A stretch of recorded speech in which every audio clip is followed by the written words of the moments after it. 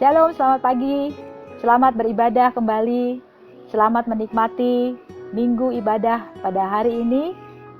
Jangan pernah lelah untuk tetap mencari Tuhan. Jangan pernah berhenti, tetap berharap kepada Tuhan. Pagi hari ini saya mau membagikan satu tentang judul Mencari Tuhan. Beberapa hari yang lalu, saya dipertemukan dengan seseorang yang sudah terpisah oleh karena satu dan lain hal. Kurang lebih 13 tahun yang lalu. Rupanya menurut cerita seseorang ini yang sempat terpisah dengan saya, dia bercerita kepada saya bahwa dia mencari saya kurang lebih 2 tahun. Dia berusaha mencari saya, cari nomor handphone saya, mencari identitas saya yang pernah dia kenal, namun tidak juga ketemu. Tapi yang namanya kerinduan besar untuk mencari seseorang yang dia kasihi, dia berusaha akhirnya ketemu melalui media sosial. Dan puji Tuhannya, beberapa hari yang lalu kami berjumpa dan hal itu saya ketahui menurut ceritanya bahwa pencarian tentang atau masa-masa pencarian dia kepada saya itu berlangsung kurang lebih 2 tahun. Kalau kita berbicara tentang mencari itu pasti apa yang kita cari adalah hal yang penting bagi hidup kita. Contohnya kita mencari suatu benda. Tentu apa yang kita cari menurut kita adalah hal yang penting. Apa yang kita cari menurut kita adalah hal yang kita butuhkan. Apa yang kita cari tentunya hal itu adalah hal yang mungkin memiliki kenangan tersendiri bagi kita.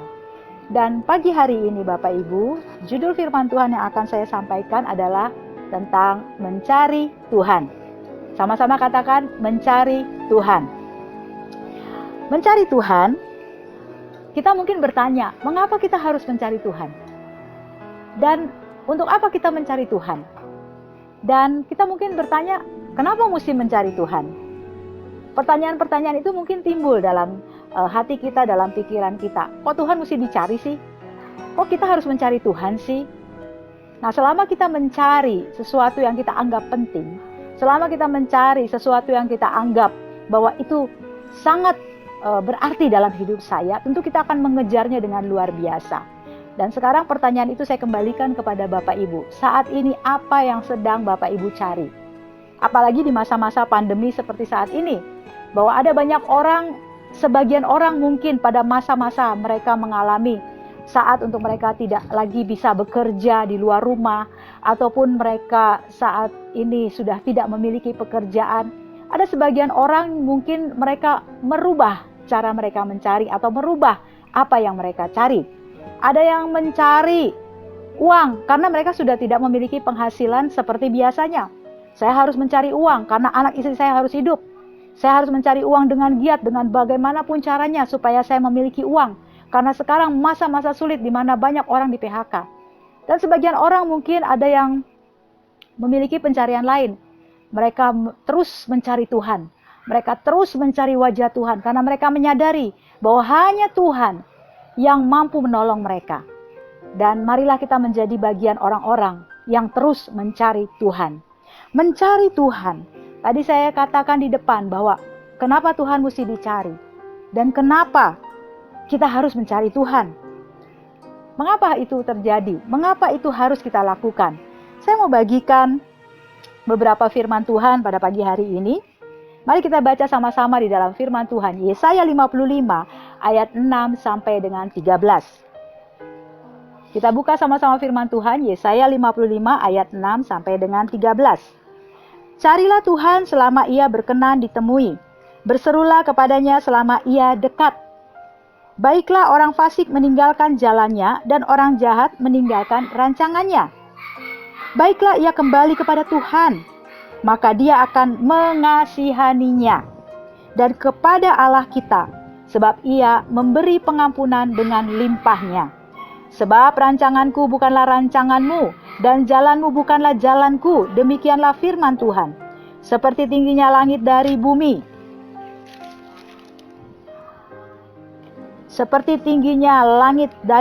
demikianlah tingginya jalanku dari jalanmu, dan rancanganku dari rancanganmu. Sebab seperti hujan dan salju turun dari langit dan tidak kembali ke situ, melainkan mengairi bumi, membuatnya subur dan menumbuhkan tumbuh-tumbuhan, memberikan benih kepada penabur dan roti kepada orang yang mau makan. Demikianlah firman-Ku yang keluar dari mulut-Ku, ia tidak akan kembali kepadaku dengan sia-sia, tetapi ia akan melaksanakan apa yang Ku kehendaki, dan akan berhasil dalam apa yang Kusuruhkan kepadanya. Sesungguh kamu akan berangkat dengan sukacita dan akan dihantarkan dengan damai. Gunung-gunung serta bukit-bukit akan bergembira dan bersorak-sorai di depanmu, dan segala pohon-pohonan di padang akan bertepuk tangan. Sebagai ganti semak duri akan tumbuh pohon sanobar, dan sebagai ganti kecubung akan tumbuh pohon murat, dan itu akan terjadi sebagai kemasyuran bagi Tuhan, sebagai tanda abadi yang tidak akan lenyap. Yesaya 55 ayat 6-13 sudah kita baca bersama. Yang kita mau dengar pagi hari ini adalah bagaimana kita mencari Tuhan dan apa yang didapat oleh orang-orang yang terus-menerus mencari Tuhan, bukan mencari yang lain. Mari Bapak Ibu catat atau perhatikan baik-baik poin-poin yang akan saya bagikan pada pagi hari ini. Yang pertama, mari kita baca dalam 1 Tawarikh 28 ayat 9. 1 Tawarikh 28 ayat 9, dan engkau anakku Salomo, kenallah Allahnya ayahmu dan beribadahlah kepadanya dengan tulus ikhlas dan dengan rela hati. Sebab Tuhan menyelidiki segala hati dan mengerti segala niat dan cita-cita. Jika engkau mencari Dia, maka Ia berkenan ditemui olehmu. Tetapi jika engkau meninggalkan Dia, maka Ia akan membuang engkau untuk selama-lamanya. Yang pertama, siapa mencari Tuhan, ia harus meninggalkan pencarian-pencarian lain. Amin. Siapa mencari Tuhan, ia harus meninggalkan pencarian-pencarian lain. Kenapa harus begitu? Supaya apa yang kita cari, apa yang menjadi sasaran utama dalam hidup kita. Kalau kita mencari Tuhan, maka kita akan menemukan Tuhan. Tapi kalau kita mencari dunia, dunia yang akan kita temukan. Sehingga yang kita baca tadi di 1 Tawarikh diingatkan bahwa mari kita cari Tuhan dengan segenap hati, dengan tulus ikhlas, dengan rela hati. Bukan pura-pura cari Tuhan, tapi sungguh-sungguh ikhlas mencari Tuhan. Jadi poin yang pertama, siapa mencari Tuhan, ingat baik-baik, dia harus meninggalkan pencarian-pencarian lain. Tuhan gak bisa diduakan.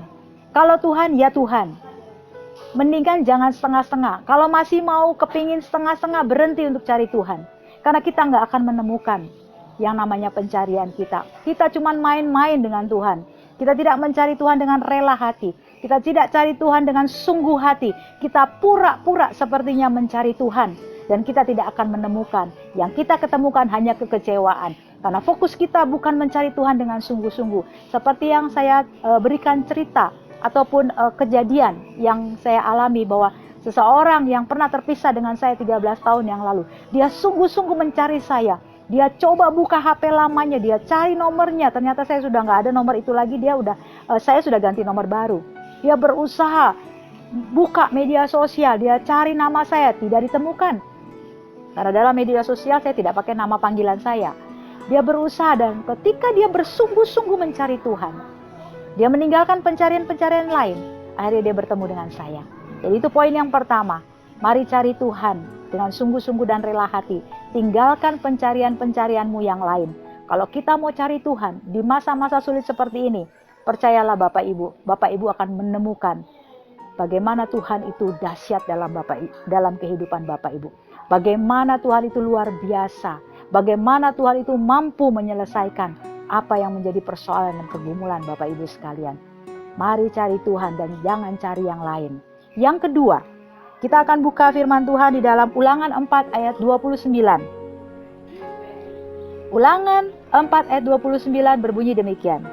Dan baru di sana engkau mencari Tuhan Allahmu dan menemukannya. Asal engkau menanyakan Dia dengan segenap hatimu dan dengan segenap jiwamu. Ini adalah harga dari mencari Tuhan. Kalau mau menemukan Tuhan yang sesungguhnya, carilah Tuhan dengan segenap hati. Carilah Tuhan dengan sungguh-sungguh. Karena itu harganya nggak ada harga yang lain. Harga yang harus kita bayar adalah dengan sungguh-sungguh. Harga yang harus kita bayar mencari Tuhan dengan segenap hati. Harga mencari Tuhan adalah dengan tulus hati, dengan hati yang ikhlas. Maka kita akan menemukan Tuhan yang sesungguhnya. Bukan Tuhan-Tuhanan, tapi Tuhan yang sesungguhnya. Jadi yang kedua, kalau mencari Tuhan, harganya cuma dengan sungguh hati, dengan rela hati, dengan ikhlas hati, dengan segenap hati. Itu yang kedua. Yang ketiga, dalam Amsal 8 ayat 17 sampai dengan 19. Mari kita buka sama-sama firman Tuhan. Berbunyi demikian, Amsal 8, 17 sampai 19. Aku mengasihi orang yang mengasihi aku, dan orang yang tekun mencari aku akan mendapatkan daku. Kekayaan dan kehormatan ada padaku, juga harta yang tetap dan keadilan. Buahku lebih berharga daripada emas, bahkan daripada emas tua. Hasilku lebih daripada perak pilihan. Yang ketiga, orang yang mencari Tuhan akan menemukan segala yang baik yang Tuhan sediakan. Kalau saat ini fokus Bapak Ibu mencari bukan mencari Tuhan dengan segenap hati. Fokus Bapak Ibu sekalian mencari Tuhan dibarengi dengan pencarian-pencarian lain. Tidak akan menemukan hal-hal berharga seperti Amsal tuliskan. Tidak akan pernah menemukan kekayaan dan kehormatan yang daripada Tuhan. Hanya penghormatan dan kekayaan fana. Hanya penghormatan dan kekayaan yang sementara. Tapi ketika kita mencari Tuhan dan kita tahu harga yang harus kita bayar, maka kita akan menemukan Dia dan akan menemukan segala yang menjadi kepunyaan Tuhan. Jadi poin yang ketiga, orang yang mencari Tuhan akan menemukan segala yang baik yang Tuhan telah sediakan. Orang yang mencari Tuhan, apa yang akan dialami oleh orang-orang yang mencari Tuhan? Nah, tentunya kita ingin tahu dong, kalau saya sudah mencari Tuhan, kira-kira saya mengalami apa? Manusia kan seperti itu dong. Mereka ingin tahu. Bersyukur kalau Bapak Ibu ketika sudah mencari Tuhan, tentunya Bapak Ibu juga harus tahu. Ketika saya sungguh-sungguh mencari Tuhan, saya sudah dengan rela hati mencari Tuhan. Saya sudah meninggalkan pencarian-pencarian lainnya. Dan Tuhan berjanji kepada saya bahwa segala yang baik yang Tuhan sediakan akan diberikan kepada orang yang mencari Tuhan. Lalu apa yang saya dapatkan ketika saya sungguh-sungguh mencari Tuhan?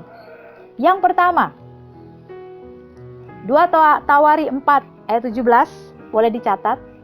Dan 2 Tawari 15 ayat 15. Poin yang pertama, kita baca sama-sama saja ya. Katanya kepada orang Yehuda, marilah kita memperkuat kota-kota ini dan mengelilinginya dengan tembok beserta menara-menaranya, pintu-pintunya dan palang-palangnya. Negeri ini masih dalam tangan kita, karena kita mencari Tuhan Allah kita dan Ia mencari kita, serta mengaruniakan keamanan kepada kita di segala penjuru. Maka mereka melaksanakan pembangunan itu dengan berhasil. Dan ayat berikutnya di dalam 2 Tawari 15 ayat 15. Mari kita baca bersama.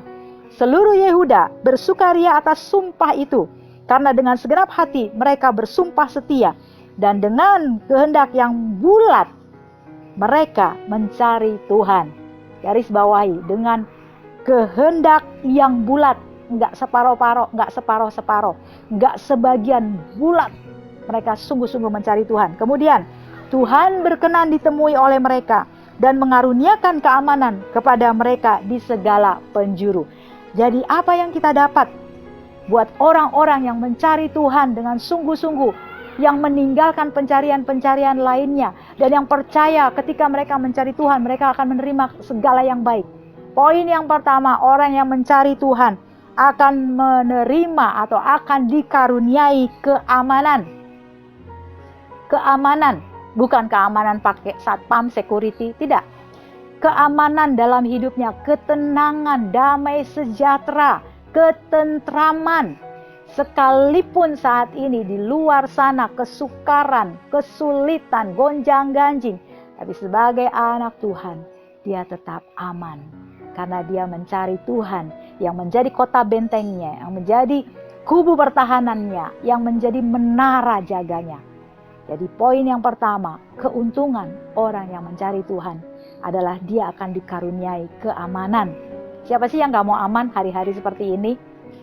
Kita tentunya memilih untuk tetap aman. Mau sukar, mau kurang, mau lebih, tapi kita tetap mengalami damai sejahtera. Itu yang luar biasa. Yang kedua, apa yang akan dialami oleh orang-orang yang mencari Tuhan? Di dalam 2 Tawari 26 ayat 5. 2 Tawari 26 ayat 5 berbunyi demikian. Ia mencari Allah selama hidup Zakaria yang mengajarnya supaya takut akan Allah. Dan selama ia mencari Tuhan, Allah membuat segala usahanya berhasil. Kalau kita mendengar kata berhasil, tidak ada satu manusia pun yang tidak ingin berhasil. Sekalipun mungkin saat ini usahanya cuma usaha kecil-kecilan. Pekerjaannya hanya pekerja gaji standar UMR. Ataupun hanya mungkin melayani di dalam komunitas persekutuan doa yang kecil. Ataupun mengembalakan jemaat yang jumlahnya bukan ribuan, bahkan ratusan juga nggak nyampe. Tapi ketika kita mencari Tuhan dengan hati yang bulat, dengan tulus ikhlas, dengan rela hati, maka dikatakan Tuhan akan membuatnya berhasil, bahkan segalanya berhasil.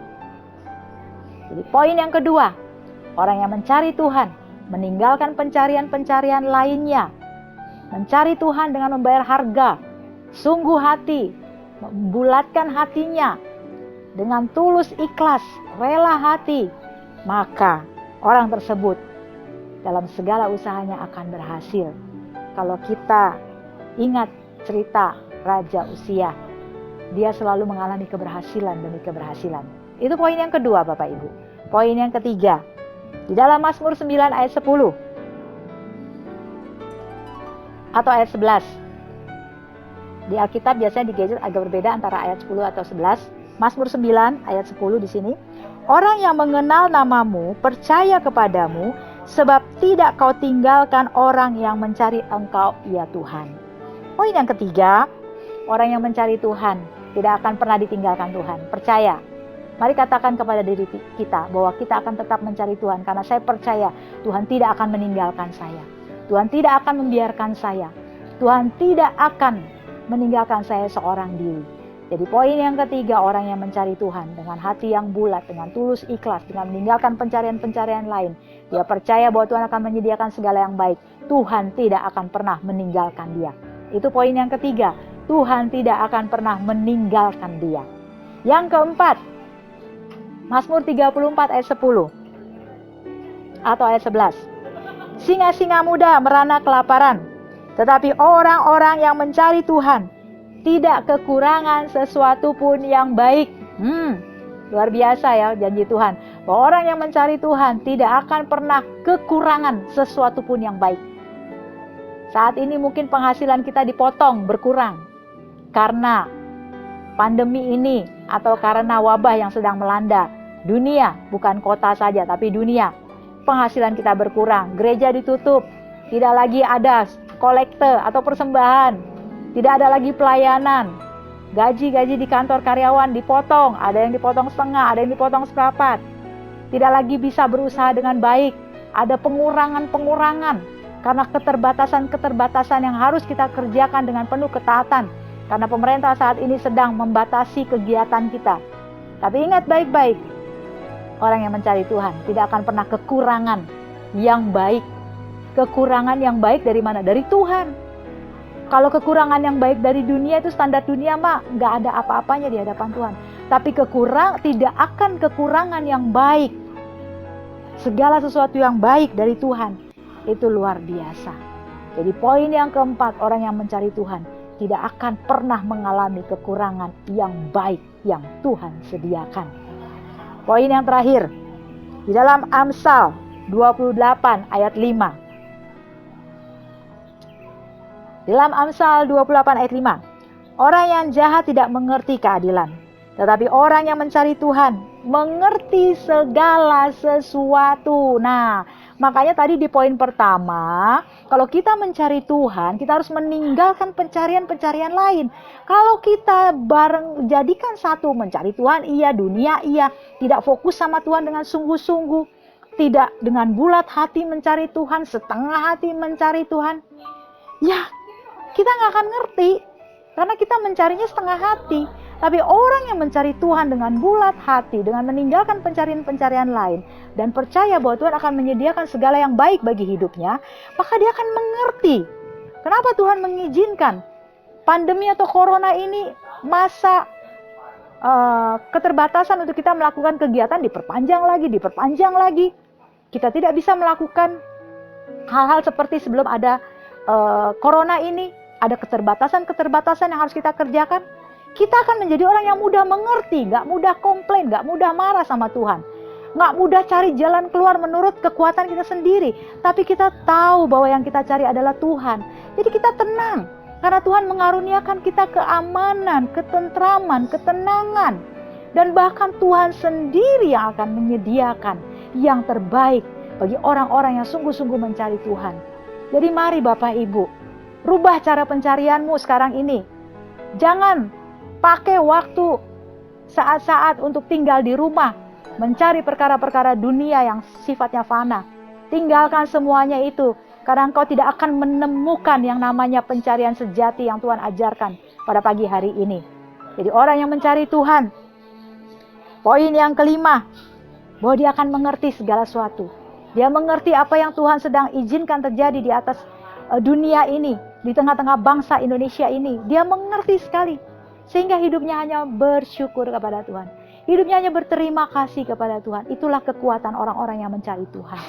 Jadi pagi hari ini Bapak Ibu, ingat baik, mari kita cari Tuhan. Mari kita cari Tuhan. Katakan kepada keluargamu, katakan kepada suamimu, katakan kepada anak-anakmu yang sedang bersama-sama ikut ibadah. Katakan, mari kita sama-sama sepakat mencari Tuhan. Mari kita sama-sama dengan tekad yang bulat mencari Tuhan. Mari kita tinggalkan pencarian-pencarian yang semu saat ini. Karena kita percaya bahwa Tuhan telah menyediakan yang terbaik yang menjadi bagian kita. Yang Tuhan sediakan bagi orang-orang yang sungguh-sungguh mencari Tuhan. Dan Tuhan akan mengaruniakan segalanya kepada kita. Keamanan, ketentraman, damai sejahtera. Dan tidak akan kekurangan yang baik. Demikianlah firman Tuhan pada pagi hari ini. Dalam minggu ke depan, jadikan minggumu minggu mencari Tuhan. Maka engkau akan menemukan Allah yang sejati, Allah yang dahsyat, Allah yang luar biasa. Amin. Mari kita tutup Alkitab kita matikan gadget kita sama-sama lipat tangan dan tundukkan kepala kita berdoa. Bapa di surga, kami bersyukur untuk hari ini bahwa segala yang baik Kau ajarkan kepada kami, Engkau mengingatkan kami, biar dalam minggu ini Tuhan, minggu ke depan, minggu yang baru yang Tuhan berikan, kami mau merubah cara pencarian kami. Kami ingin mencari Tuhan dengan sungguh hati.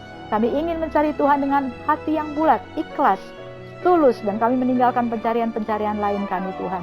Karena kami percaya Tuhan akan menyediakan segala yang baik yang telah Tuhan sediakan bagi orang-orang yang mencari Tuhan. Terpujilah Bapa, kami melepaskan berkat Tuhan turun atas setiap orang yang sungguh hati mencari Tuhan.